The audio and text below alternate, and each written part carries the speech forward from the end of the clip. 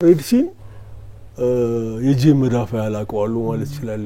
ቀይ ባህር ላይ በነበርኩ ጊዜ ከራስ ካሳ እስከ ራስ ዱሜራ ቀዝፍ ያለኝ የቀዘፍኩባት ጀልባ 204 ትባላለች።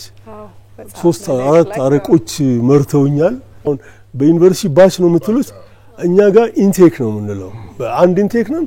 አንድ ኢንቴክ እንደ እናት ልጅ ነው የምንተያየው። እንዋደዳለን፣ እንከባበራለን፣ የማአት አድቬንቸር አለን።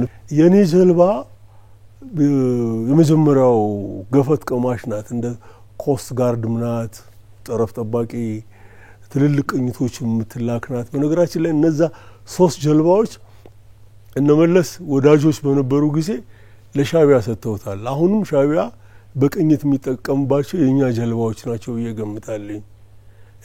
ኤሚቲው ካምፓኒ ጀርመን ነው ቦዲዋን ኢንጂኗን የሰራው።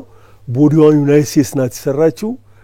ከዩናይትድ ስቴትስ ጋር ያለ ሪሌሽን ሲቋረጥ እላዩ ላይ የተቀመጠው መሳሪያ ተነቅሎ የሶቪየት ዩኒየን መሳሪያ ተከለበት ዙ 23 የሚባል።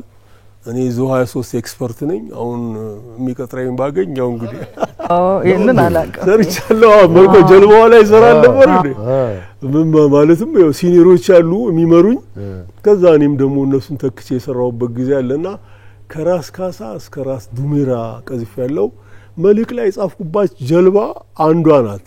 የሷ ታሪክ ስላስፈለገኝ ነው እሷን የተጠቀምኩት። በተረፈ ሬድሲን የጄ መዳፋ ያላቀዋሉ ማለት ይችላል።